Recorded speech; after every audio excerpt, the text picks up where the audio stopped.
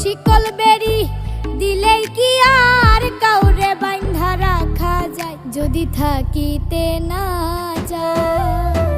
কি লাভ হইল শিকল